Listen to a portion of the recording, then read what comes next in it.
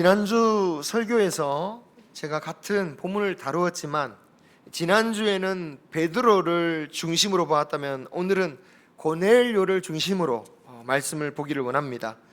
제가 지난주에 이 고넬료와 그의 가정이 베드로를 만나기 전에 그들은 이미 하나님으로부터 자신의 백성으로 인정받았다라고 말씀을 드렸었습니다. 그 근거가 있는데요, 2절에 보면 그가 경건하다라고 표현하고 있습니다. 우리말로 경건하다라는 말은 그냥 어느 종교라도 보편적으로 쓸 수 있는 말이죠. 하지만 성경에서 특히 신약시대에 이방인을 가리켜 경건하다라고 말했을 때는 그가 이방인이지만 하나님을 믿는 사람이다라는 것을 표현하는 말이에요. 다만 차이가 있다면, 유대인과 차이가 있다면 할례를 받지는 않았습니다. 그리고 또 성전에 들어가서 함께 제사를 드릴 수는 없었어요. 물론 예수님이 설교를 하시던 솔로몬의 행각이라는 곳, 즉 이방인의 뜰에서는 들어갈 수 있었습니다. 하지만 유대인들이 들어갈 수 있는 원래 그 성전, 그 안에 들어가서 제사 드릴 때 옆에서 함께 제사 드릴 수 있는 자격은 없었어요. 하지만 하나님을 믿고 그리고 평상시에는 유대인들의 회당에 참여하여서 예배를 드렸던 사람이었습니다. 고넬료는 자기 혼자 믿은 것도 아니고 2절에 보면 온 집안과 더불어서, 즉 온 가족들과 함께 하나님을 믿었다라고 말씀하고 있죠. 그리고 7절에 보면 베드로에게 보낸 부하 중에서도 2명이 있는데 또 따로 경건한 사람을 또 1명 더 붙였다. 즉 그냥 일반 부하 1명하고 2명하고 그리고 하나님을 믿는 그러한 부하 중에도 그런 사람이 있어서 그 사람을 함께 보냈다라는 뜻입니다. 아마도 그 부하는 그 상관이었던 고넬료의 영향을 받아서 하나님을 믿게 된 것으로 보이죠. 이런 점을 볼 때 고넬료는 자신의 믿음에 있어서 정말 확신을 가지고 있는 사람이었습니다. 그의 믿음이 진실했다라는 것은 그가 백성들을 많이 구제했다라는 사실에도 드러납니다. 여기서 백성이라는 원어를 보면요, 하나님 이 백성이란 말도 그냥 모든 나라의 백성 그런 걸 뜻하는 게 아니라 하나님의 백성, 이스라엘 백성을 가리킬 때 썼던 단어를 사용해서, 그러니까 아무나 도와줬다는 게 아니라 하나님의 백성으로 간주되는 이 이스라엘 사람들, 유대인들을 특별히 도와줬다라는 뜻이에요. 그만큼 진심이었다라는 거죠. 그리고 항상 기도하였다고 했습니다. 그가 베드로를 데리고 오라는 그 환상을 보았을 때가 제9시였다. 즉 우리 시간으로 보면 오후 3시였다라는 말이에요. 이 오후 3시에 그가 기도했다라는 말은 사실은 그가 유대인들이 전통적으로 기도했던 시간을 그대로 따라했다라는 것을 볼 수 있습니다. 보통 유대인들이 오전 9시에 그리고 12시에 그리고 오후 3시에 맞춰서 드렸는데 고넬료가 언제 기도했다고 합니까? 항상 기도했다라는 거죠. 항상 기도했다라는 것은 오전 9시, 12시, 3시에 늘 기도했다라는 뜻이에요. 이런 고넬료를 과연 하나님의 백성이라고 할 수 있을까요? 없을까요? 그래도 찜찜한 것은 그래도 우리의 구원은 오직 예수님으로 말미암은 것인데 아직 예수님도 모르고 있는 이 고넬료를 어찌 하나님의 백성이라고 할 수 있느냐, 그런 찜찜한 마음이 들 수도 있겠지만 성경은 예수님을 몰랐던 구약의 신실한 성도들을 하나님의 백성이라고 하셨다라는 것을 우리는 기억해야 합니다. 예수님도 몰랐던 구약의 성도들이 어떻게 예수님을 믿었다라고 말할 수 있을까요? 왜냐하면 결국 구약에 있었던 모든 대부분의 그 예표들이 예수 그리스도를 보여주는 그러한 예표로서 보여주었기 때문입니다. 구약의 성도들이 드렸던 하나님의 제사, 그리고 그 제물은 예수 그리스도의 십자가와 자신을 들이신 예수님을 예표하는 것이었습니다. 비록 그들이 이 구약의 이 모든 말씀과 율법과 제사, 제물이 무엇을 가리키는지 그 본질, 원형에 대해서는 몰랐다고 할지라도 하나님이 주신 그 예표되는 말씀을 그대로 믿음으로 순종한 것은 결국은 그들도 예수 그리스도의 십자가의 은혜를 받아 하나님의 백성이 될 것임을 보여준 거예요.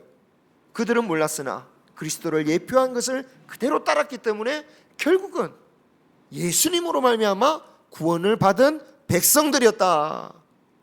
그러므로 구약에서나 신약에서나 구원을 얻는 길은 딱 한 가지입니다. 뭡니까? 예수 그리스도. 예수 그리스도를 통하여 우리 모두가 구약의 성도나 신약의 성도나 다 구원을 받았다라는 거예요. 구약의 성도는 오실 예수님을 믿었고 신약의 성도는 오신 예수님을 믿는 거죠.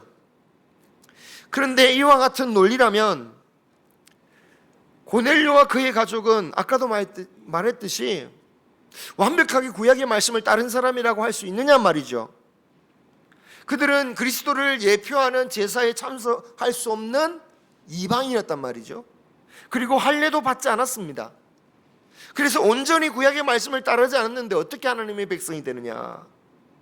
그런데 여러분, 오늘 10장 사도행전 10장 4절에 하나님께서 하나님의 사자를 통하여 고넬료에게 뭐라고 하십니까?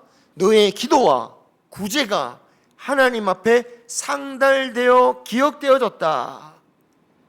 이 말은 그의 기도와 구제가 하나님께 드려진 영적 제사처럼 받아들여졌다라는 거예요.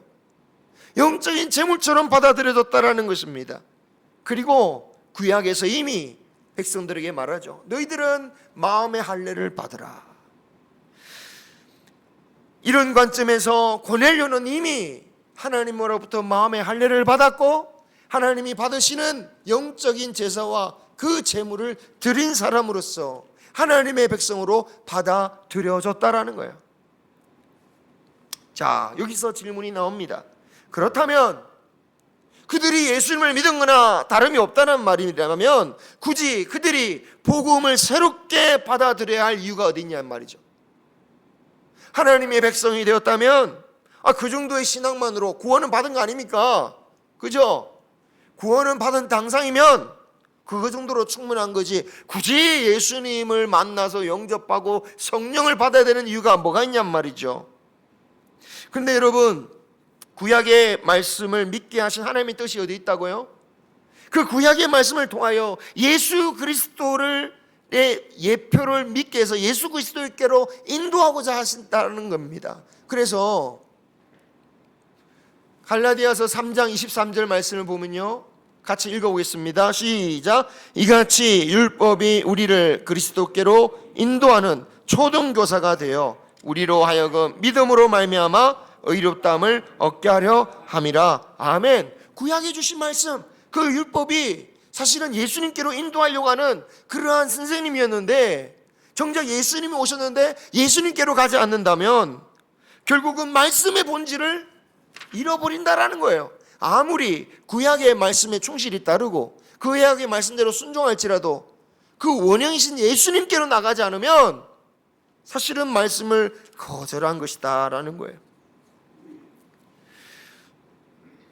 그리고 예수님을 영접하는 것은요, 단지 구약의 원형 되신 예수님을 만나게 되었다. 드디어 실물을 보게 되었네요. 실물 영접. 좋아. 이 정도의 차원이 아니라 구약 성도들이 가졌던 신앙과 비교할 수 없는 특권을 누리게 된다는 거예요. 종종 신약 시대를 살아가고 있지만 믿는 형태는 우리가 구약의 성도와 크게 다를 바가 없는 모습을 볼 때가 있습니다. 구약 성도들이 직접 하나님 앞에 나가지 못하고 그냥 제사 드리고 안식일을 지키면서 그것을 하나님의 믿는 방법으로 생각했듯이 신약에 살아가고 있으면서도 구약에 믿는 방식으로 살아가는 거예요. 내가 하나님을 믿는 것을 그냥 교회 가는 것으로 생각하고 헌금 드리는 것으로, 예배 잘 드리면 내가 하나님을 잘 믿는 거다 라고 생각한다라는 거죠. 만약에 우리가 그런 식으로 믿는다면요, 고넬료의 믿음과 우리의 예수님을 만나기 전에 그 구약 성도나 고넬료의 믿음이나 우리의 믿음이 별 차이가 없다라는 거예요. 그냥 예배 드리면서 하나님께 만나는 그 정도로 생각한다면.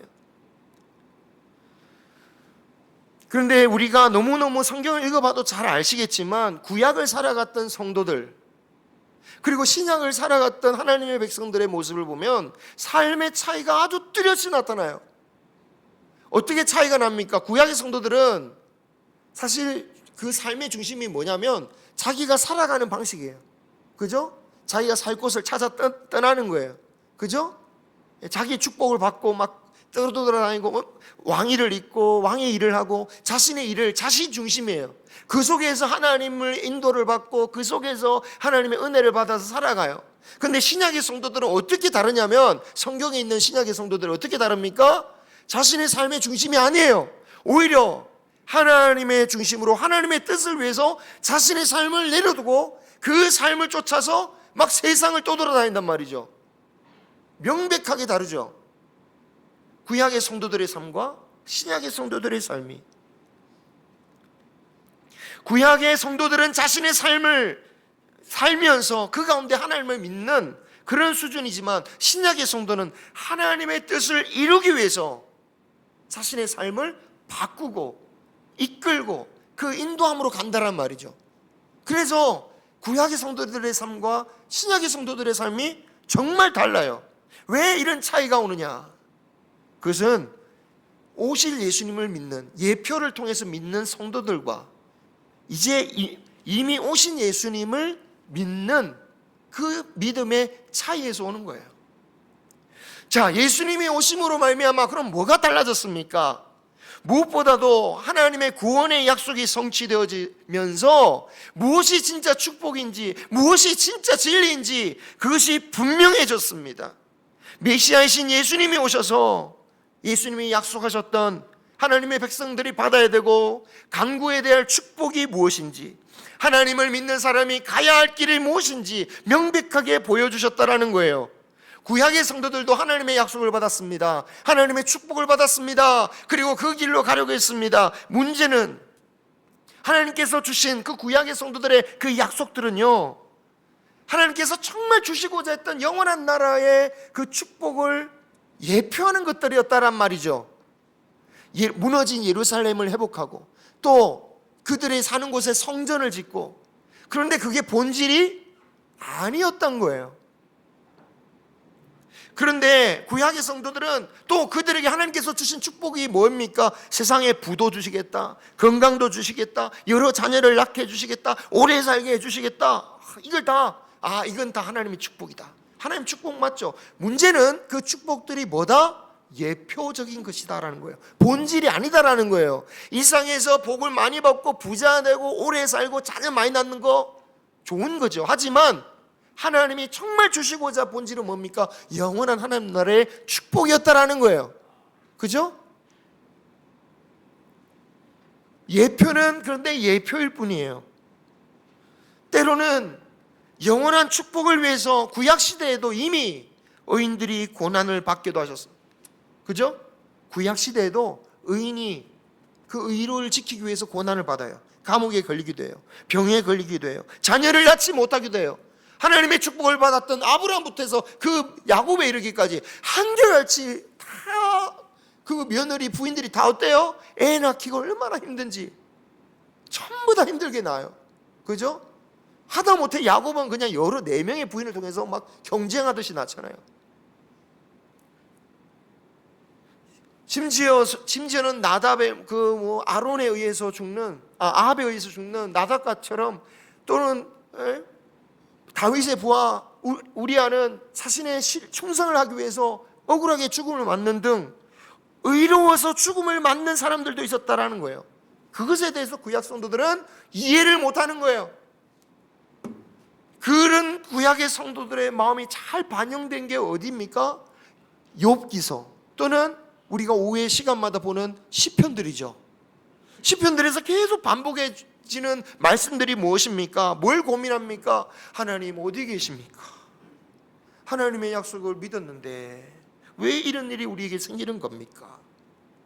그렇지만 하나님의 신실하심을 믿고 기다리고 찬양하겠습니다. 하나님께서는 우리에게 땅을 주실 것이고 하나님께서는 우리를 축복해 주실 것입니다. 그게 구약 성도들의 고백이었던 거예요. 믿음 없이는 하나님의 약속과 그 괴리감, 현실과의 그 괴리감을 이해할 수가 없는 거죠. 믿음으로만 이해할 수 있는 거예요.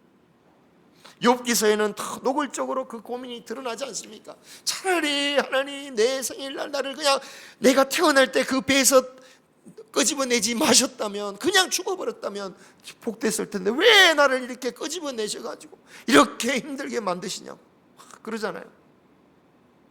그런데 여러분, 약속하신 메시아가 오셔서, 예수님이 오셔서 너희들이 이루어야 할 진정한 복이 무엇인지, 축복이 무엇인지, 성도가 누려야 할 승리가 무엇인지, 하나님께서 너희들에게 주고자 하는 영원한 나라는 것이 무엇인지 너무나도 명백하게 보여주셨다는 거예요. 가르쳐 주셨다는 거예요. 그게 우리의 복음서 아닙니까? 그런데 문제는 신약에 사는 그 복음을 받은 우리들조차도 여전히 구약의 성도들처럼 고민하고 절망하는 그런 단계를 거친단 말이에요. 오히려 시편에 하나님 어디 있습니까? 이런 말에 우리가 더 공감이 된다는 말이죠. 도대체 이게 뭡니까? 왜 그런 이 말에 공감이 됩니까? 그것은 우리가 몰라서가 아니에요.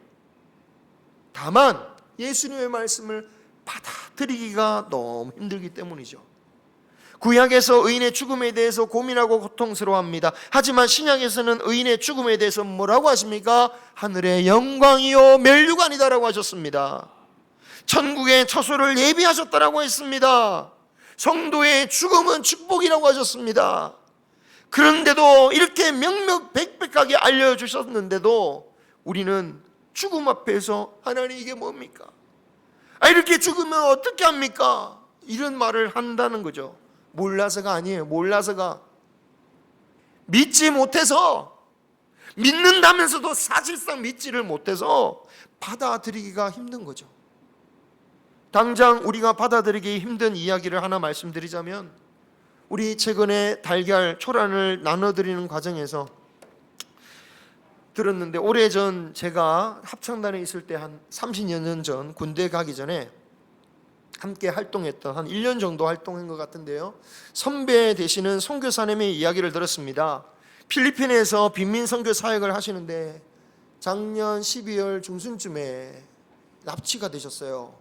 그리고 23일 날 시신으로 발견되셨어요. 그분을 30년 전, 정말 그 오래전에 뵙고 그 한 번도 못 뵙고 또 다른 교단으로 가셔가지고 그 순복음 교단 쪽으로 가셔서 사역하셔서 한 번도 못 뵈었지만, 그래도 그분이 항상 웃는 얼굴, 그 얼굴이 제가 기억이 남는데, 그런 일을 당하셨다고 하니까 막 제가 어떻게 그런 일이 충격적으로 다가왔어요. 제 가까운 분이니까. 저도 모르게 어떻게 그런 일이. 후에 제가 기사를 찾아보니까 기사가 많지는 않았지만 딱 한 군데 나왔더라고요. 그 글에는 이런 글이 있었습니다. 왜 선교사를 홀로 그렇게 위험한 곳에 방치했냐고. 이런 감정과 이런 반응들은 이 선교사님들이 오지로 위험한 곳으로 가실 때에 어떤 일을 겪게 될지를 예상치 못해서 나오는 반응이 아니죠. 받아들이기 힘들 뿐입니다. 그럼 이번에는 받아들일 만한 경우를 하나 말씀드려보자면, 우리 교회가 참 부분적으로 섬기는 이대성 선교사님께서 그 유명한 그 천주교회 이태석 신부의 봉사상을 받으시게 되셨습니다. 제가 한번 찾아보니까 이태석 신부를 기념하는 사업회가 우리나라에 한 4군데 정도 있는데, 이 선교사님께서 받는 이 선교사님에게 주는 단체는 이 부산이나 경남 출신 사역자 중에 3년 이상 해외 봉사하는 개인 또는 단체에다가 상가 봉사지원금, 그러니까 선교사님 개인 돈을 하는 게 아니라 사역하는 데 쓰시라고 돈을 한 2천만 원 상금을 주시는 그런 상에 올해 15차에 선정이 되셨어요. 저는 그 이태석 신부님의 이야기를 들을 때마다 참 천주교지만 그래도 부럽다, 저렇게 존경받을 만한 그런 분이 계시다는 게 참 부러운 일이다라고 생각했는데, 우리도 가까이서 이런 선교사님을 섬기게 돼서 참 감사한 일이죠. 그런데 그것도 그것이지만 한 달 정도 전에 우리 선교사님이 현지 케냐 병원에서 이런 상도 받으셨다고 해요. 감사합니다. 이미 뜨셨네. 여기 보면 상이 있어요. 잘 가려가지고 안 보이는데 상이 있습니다. 무슨 상일까요? 잘 안 보이시죠? 글자 때문에.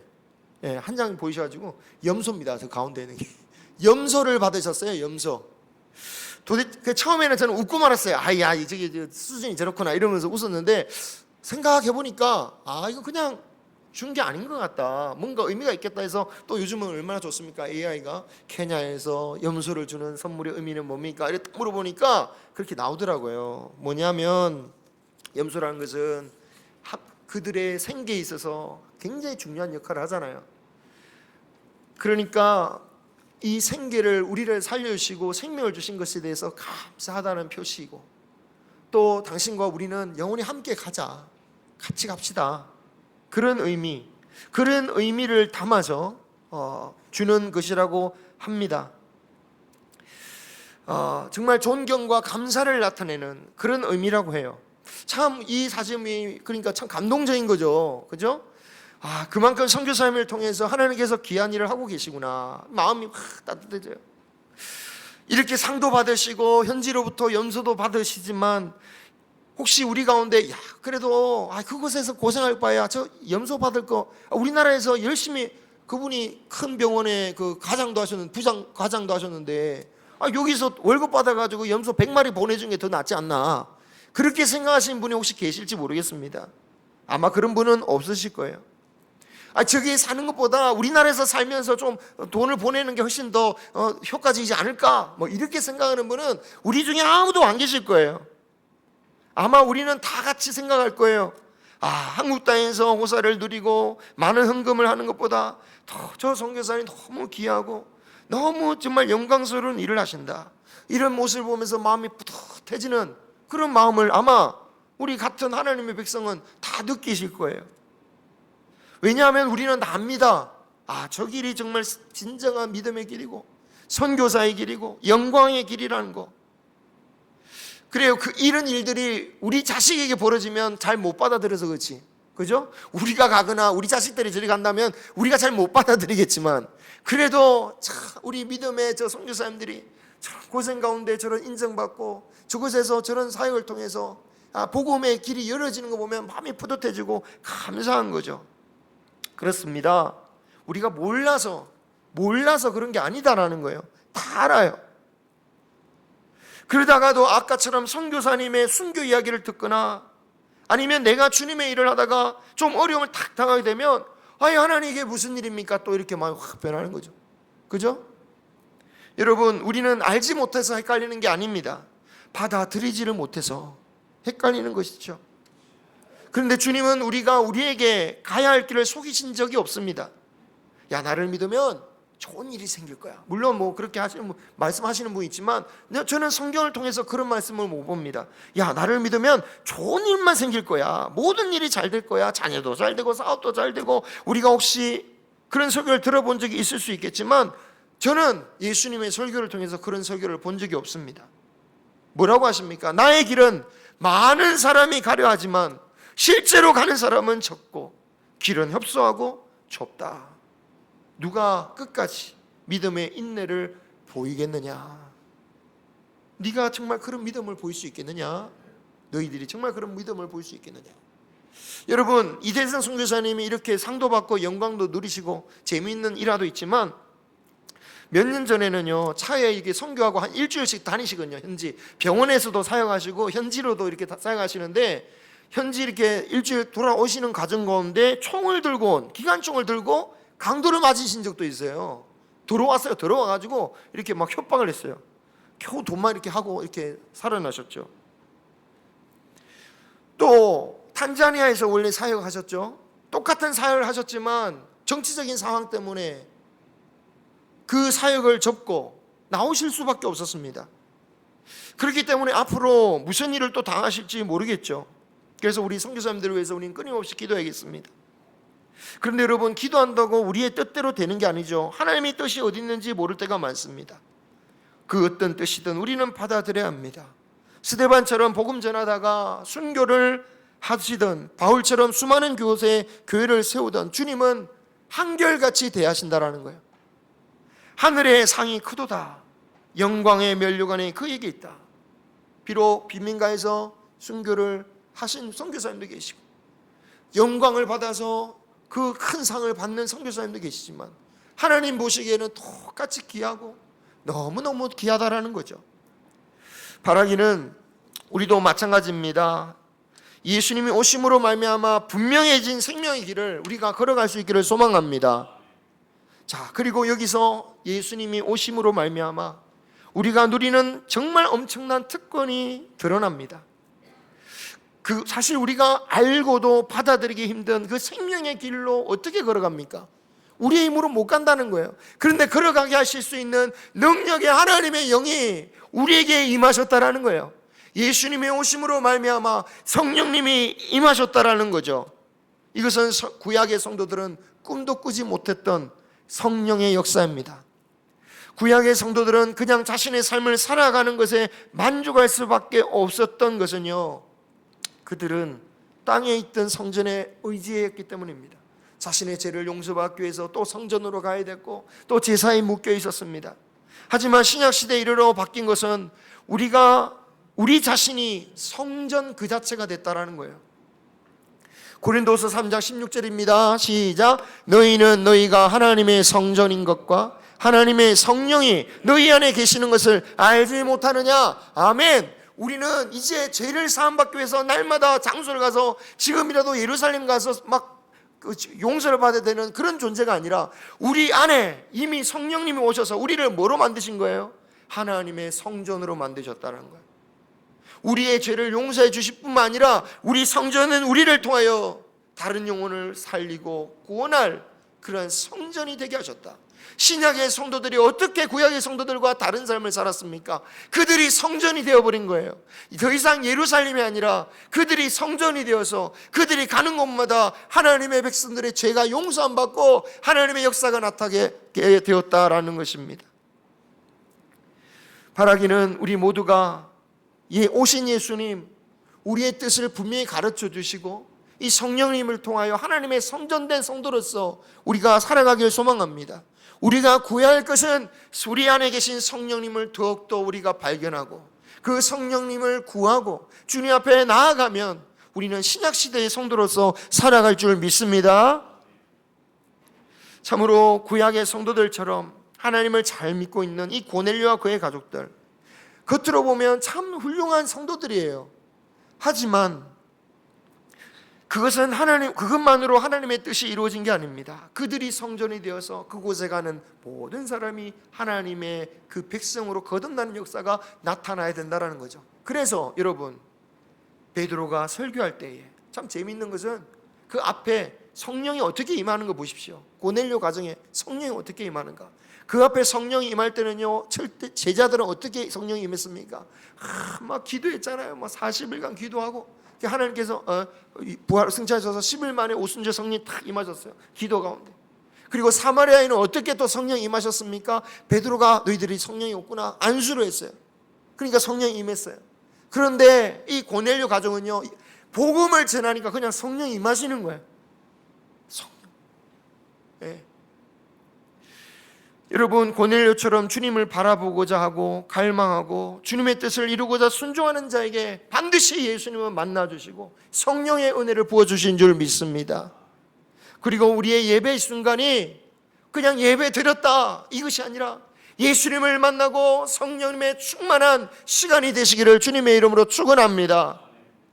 우리의 모든 이 시간, 이 모든 예배 순간, 우리의 모임의 모든 시간이 우리가 은혜를 받고 또한 그 은혜가 넘쳐서 다른 사람의 영혼을 살릴 수 있는 복된 시간이 될 수 있기를 주님의 이름으로 축원합니다. 나 이제 주님의 생명으로 옛 것은 지나고 새 사람이로다. 그 생명 내 맘에 강같이 흐르고 그 사랑 내게서 예같이 빛난다. 영생을 누리며 주 안에 살리라. 오늘도 내일도 주